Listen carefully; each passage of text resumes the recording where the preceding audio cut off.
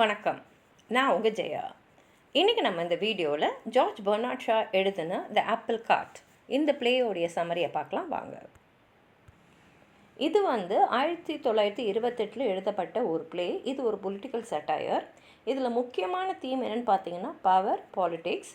அது மாத்திரம் இல்லாமல் இப்போ இருக்கிற மாடர்ன் டெமோக்ரஸியில் மோனார்கி, அதாவது ராஜாங்களுடைய பங்கு, அவங்களுடைய ரோல் என்ன அப்படின்றதான் இதில் எழுதுகிறாங்க. ஃபஸ்ட் ஆக்டில் பார்த்தீங்கன்னா ராஜாவோட 2 செக்ரட்டரிஸ் அவங்க இந்த கதையோட ஜென்ரல் செட்டப்பை ஆடியன்ஸ்க்கு தெரிகிற மாதிரி அவங்களுக்குள்ளே பேசிக்கிறாங்க. அதுக்கப்புறம் பார்த்தீங்கன்னா இங்கிலாண்டோட ராஜா, அவர் பேர் மேக்னஸ், அதுக்கப்புறம் லேபர் லீடரான மிஸ்டர் போனஸ், இவங்களுக்குள்ளே ஒரு பெரிய நீண்ட பேச்சுவார்த்தை நடக்குது. மிஸ்டர் போனஸ் ஏன் இப்போ ராஜா பார்த்துருக்காங்கன்னா, இப்போ அவர் கேபினெட்டில் புதுசாக செலக்ட் ஆகிருக்கிற ஒரு மெம்பரு, அதனால் அவங்க பேசின்னு இருக்காங்க. என்ன ஆகிடுதுன்னா அவங்க பேச்சு கொஞ்சம் அப்படியே சூடு பிடிச்சிடுது. ஏன்னா ராஜா ப்ரைம் மினிஸ்டராக இருக்கிற புரோட்டியஸ் அந்த கேபினட்டோட அவர் பேசிகிட்டு இருக்கும் போது ப்ரைம் மினிஸ்டர் என்ன சொல்கிறாருன்னா, ராஜாவுக்கு கடைசியாக ஒரு சான்ஸ் தரார். அதாவது ராஜா அவருடைய ராஜ பதவி அப்படிலே இருக்கலாம், ஆனால் பார்த்தீங்கன்னா அவருக்கு எந்த விதமான பவரும் இருக்காது, அந்த வீட்டோ கூட அவர் கிடையாது. இதுக்கு ராஜா ஒத்துக்கலன்னா மொத்த கேபினட்டும் நாங்கள் ரிசைன் பண்ணிவிடுவோம். இப்போ நாட்டை ஆள்றது பார்த்திங்கன்னா ராஜா நேராக இல்லை, ஏன்னா democratic country, England democratic country, அதனால் இவங்க தான் நாட்டை ஆண்டுருக்காங்க. அதனால் பேருக்கு நீங்கள் ராஜாவாக இருங்க, ஆனால் எல்லா பவரும் எங்கள் கிட்ட தான் அப்படின்ற மாதிரி ஒரு அல்டிமேட்டம் தராரு. அதில் 3 கண்டிஷன்ஸ் இருக்குது. 1, ராஜா மக்களோட நேரடியாக எந்த பப்ளிக் ஸ்பீச்சும் செய்யக்கூடாது. அதே மாதிரி அவர் இந்த வீட்டோ பாரை பற்றி பேசவே கூடாது இனிமேலுக்கு. அதே சமயத்தில் அவர் நியூஸ் பேப்பருக்கு எந்த ஆர்டிக்கிளோ இல்லை அரண்மனையிலேருந்து எந்த பேப்பருமே பப்ளிக்குக்கு போகக்கூடாது, எந்த ஆர்டிகல்ஸுமே. அதாவது நேரடியாக மக்கள்கிட்ட ராஜாவுக்கு எந்த தொடர்பும் இல்லாத மாதிரி ஒரு சூழ்நிலை வர மாதிரி தான் அந்த அல்டிமேட்டம் இருக்குது.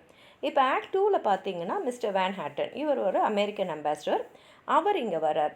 அதாவது யுனைடெட் ஸ்டேட்ஸ்க்காக ஒரு ப்ரப்போசலோடு வராரு. அவர் சொல்கிறாரு, நாங்கள பிரிட்டிஷ் காமன்வெல்த்தோடு சேர்ந்துடுறோம், ஆனால் அதுக்கு பதிலாக நீங்கள் என்ன பண்ணோன்னா, நாங்கள் உங்களுக்கு தர வேண்டிய அந்த டெப்ட் கடனெல்லாம் நீங்கள் வேண்டாம் அப்படின்னு சொல்லிட்டு கலைச்சிடணும் அப்படின்றாரு. இப்போது இந்த காமன்வெல்த்தை யூஎஸ் பிரசிடெண்ட்டு தான் அதுக்கு கவர்னராக இருப்பார். அதே மாதிரி அதோடைய ராஜா கிங் மேக்னஸே இருப்பார் அப்படின்னு சொல்கிறாரு. ஆனால் ராஜாக்கு ஏதோ சந்தேகமாக இருக்குது இந்த ப்ரப்போசலில். ஒரு வேளை இது இங்கிலாண்டை வீழ்த்துறதுக்கான ஒரு வலையோ அப்படின்ற ஒரு சந்தேகம் அவருக்கு இருக்குது. அதுக்கப்புறம் பார்த்திங்கன்னா இது முடிஞ்சிட்ட அப்புறம் திரும்பி ஒரு பெரிய கேபினட் மீட்டிங் நடக்குது. இது கொஞ்சம் அனல் பறக்கிற பேச்சுவார்த்தையாக தான் இருக்குது. இதில் ராஜா சரி, ஏன்னா இப்போ இந்த ப்ரைம் மினிஸ்டர் அவருக்கு ஒரு அல்டிமேட்டம் கொடுத்துருக்காரு, அதுக்கான பதிலை சொல்கிறார். அவர் என்ன சொல்கிறாருன்னா, நான் இந்த ராஜ பதவியை வேண்டான்னு சொல்லிடுறேன், துறந்துடுறேன், எனக்கு அது வேண்டாம், நான் அரியணையிலேருந்து இறங்கிடுறேன். ஆனால் அதுக்கு பதிலாக நானே ஒரு பொலிட்டிக்கல் பார்ட்டியை ஆரம்பித்து நானும் எலெக்ஷனில் நிற்கிறேன், மக்கள் ஓட்டு போட்டு அவங்கள யார் ஆளணுன்றதை முடிவு பண்ணிட்டோம் அப்படின்னு சொல்கிறாரு. இப்போ ப்ரைம் மினிஸ்டருக்கு ஒரே அதிர்ச்சி ஆகிடுது. ஏன்னா மக்கள் ராஜா மேலே எந்த அளவுக்கு மரியாதையோ அபிமானமோ அன்பு எல்லாம் வச்சுருக்காங்கன்னு தெரியும். அதனால் மொத்த ஆதரவும் ராஜாவுக்கு தான் போகுன்றது ப்ரைம் மினிஸ்டருக்கு நல்லா தெரியும். அதனால் அவர் திணறிடுறாரு. ஏன்னா ராஜா இந்த மாதிரி நானே எலெக்ஷன் நிற்கிறேன், நானே ஓட்டு போட்டு நான் வரேன் அப்படின்னு சொல்லும் போது ப்ரைம் மினிஸ்டர் என்ன பண்ணிடுறாரு, சரி சரி வேண்டாம் நம்ம அல்டிமேட்டம் கேன்சல் பண்ணிடலாம் அப்படின்னு சொல்லிட்டு அவர் ஒரு முடிவுக்கு வராரு.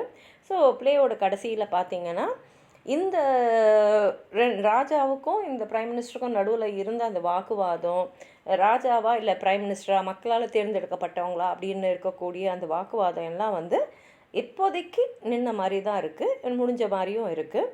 ஆனால் பின்னாடி இது தொடர்றதுக்கும் வாய்ப்பு இருக்குது. நாங்கள் பெரிய ஆளா, நீங்கள் பெரிய ஆளா, எங்கள் பவர் அதிகமாக, உங்களுக்கு பவர் அதிகமாக, மக்களால் தேர்ந்தெடுக்கிறவங்களுக்கு தான் சக்தி அதிகமாக, இல்லை ஏற்கனவே வழி வழியாக ராஜவம்சில் வந்தவங்களுக்கு பவர் அதிகமாக அப்படின்ற மாதிரி தான் இது இருக்குது. டைட்டிலும் பார்த்திங்கன்னா ஆப்பிள் கார்ட்டுன்னு இருக்குது. எப்படி ராஜா அந்த ப்ரைம் மினிஸ்டருடைய அவருடைய பிளானை அவர் நான் வெறும் ரப்பர் ஸ்டாம்பாக இருக்க முடியாது, நான் பவரோடு தான் இருப்பேன் அப்படின்னு சொல்கிற மாதிரி முடிஞ்சிருக்கு அப்படின்றது தான் எடுத்து சொல்லுது. உங்களுக்கு எதாவது சொல்லணும்னு நினச்சிங்கன்னா கீழே இருக்கிற கமெண்ட் பாக்ஸில் எழுதுங்க. இந்த வீடியோவை லைக் பண்ணுங்கள், உங்கள் ஃப்ரெண்ட்ஸோடு ஷேர் பண்ணுங்கள். சப்ஸ்கிரைப் பண்ணாதவங்களாம் ப்ளீஸ் சப்ஸ்கிரைப் பண்ணி சப்போர்ட் பண்ணுங்கள். நன்றி.